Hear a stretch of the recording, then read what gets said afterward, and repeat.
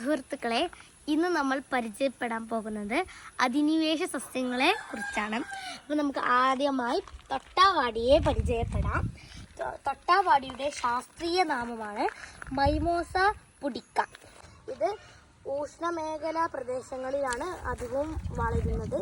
ഇത് വേഗത്തിൽ വളരുന്ന ഒരു സസ്യമാണ്. പിന്നെ ഇത് വിത്തുകളിലൂടെ വളരെ എളുപ്പത്തിൽ പടരുകയും ചെയ്യും. പിന്നെ മറ്റ് സസ്യങ്ങളുടെ വളർച്ചയ്ക്ക് തടസ്സപ്പെടുത്തുന്ന ഒരു സസ്യമാണ് ഇത്. പിന്നെ ഇത് അധികവും കൃഷിയിടങ്ങളിലാണ് ഇത് വളരുക. അതേപോലെ ഇതുകൊണ്ടുണ്ടാവുന്ന പ്രശ്നങ്ങൾ: ഒന്ന്, സ്വദേശ സസ്യങ്ങളുടെ വളർച്ചയെ തടസ്സപ്പെടുത്തുന്നു. പിന്നെ രണ്ടാമത്തത്, മണ്ണിൻ്റെ ഘടനയും പോഷക ഘടനയും മാറ്റുന്നു. മൂന്നാമത്തത്, ജൈവ വൈവിധ്യത്തെ കുറയ്ക്കുന്നു. അതിനാൽ തന്നെ പല സംസ്ഥാനങ്ങളിലും ഈ കൃഷിയിടങ്ങളിലും തൊട്ടാവാടിയെ നിയന്ത്രിക്കാനായ പ്രവർത്തനങ്ങൾ നടത്താറുണ്ട്. ഈ ഒരു പൂവിൻ്റെ പേരാണ് സിംഗപ്പൂർ ഡെയ്സി. ഇത് മഞ്ഞ നിറത്തിലാണ്. അതേപോലെ ഇതിൻ്റെ ശാസ്ത്രീയ നാമം വിഡേലിയ ട്രിലോബാറ്റ എന്നാണ്. പിന്നെ ഇതിലെ ഇലകളൊക്കെ നല്ല തിളക്കമാർന്ന പച്ച നിറത്തിലുള്ള ഇലകളാണ്. ഈ ചെടിയിലെ പുഷ്പങ്ങൾ മഞ്ഞ നിറത്തിലും മധ്യത്തിൽ ഓറഞ്ച് നിറത്തിലുമാണ് ആയി കാണപ്പെടുന്നു. അതേപോലെ ഇതിലെ ഇലകൾ 3 ഭാഗങ്ങളായി വിഭജിച്ചിട്ടുമുണ്ട്. ഇപ്പം പിന്നെ ഈ കൃഷിയിടങ്ങളിലൊക്കെ ഇത് വളർന്ന് അതിലെ നമ്മളിപ്പോൾ ഇവിടെ കാണുന്ന ഈ നല്ല നമുക്ക് ഗുണകരമായ ചെടികളൊക്കെ ഇത് നശിപ്പിക്കുകയാണ്. മാത്രമല്ല ഇത് ജൈവ വൈവിധ്യത്തെ ഇല്ലാതാക്കുന്നു.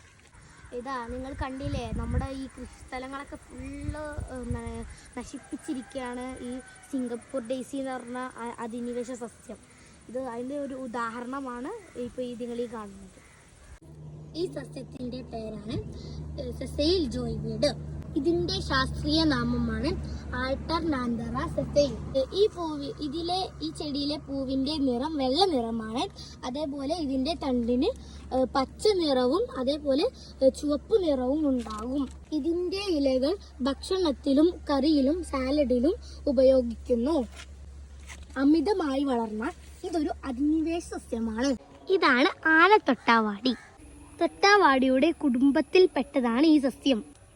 വിഷമുള്ളതും ഔഷധത്തിന് ഉപയോഗിക്കാത്തതുമാണ്. പാണ്ടിത്തൊട്ടാവാടി എന്ന പേരിലും ഇതറിയപ്പെടുന്നു. ഏകദേശം 2 മീറ്റർ വരെ ഈ സസ്യപ്പൊക്കത്തിൽ വളരുന്നു. ഇതിൻ്റെ ശാസ്ത്രീയ നാമമാണ് മൈമോസ ഡിപ്ലോട്രിക്ക. ഇളം ചെടികളിൽ കൂടുതലായി കണ്ടുവരുന്ന മൈമോസിൽ എന്ന വിഷാംശമാണ് വിഷബാധകൾക്ക് കാരണം. ഇതിൻ്റെ ഉറവിടം ബ്രസീലാണെന്ന് കരുതപ്പെടുന്നു. തണ്ടുകളിലുള്ള മുള്ളുകളുടെ വേദന അസഹ്യമാണ്. ആനക്ക് പോലും വേദന ഉണ്ടാക്കുന്നതിനാലാണ് ആനത്തൊട്ടാവാടി എന്ന പേരിൽ ഇത് അറിയപ്പെടുന്നത്. കാണാൻ നല്ല ഭംഗിയുണ്ടെങ്കിലും ഇതും ഒരു അധിനിവേശ സസ്യമാണ്. ചെറിയ വയലറ്റ് അല്ലെങ്കിൽ വൈൽഡ് വയലറ്റ് എന്ന പേരിൽ ഇത് അറിയപ്പെടുന്നു.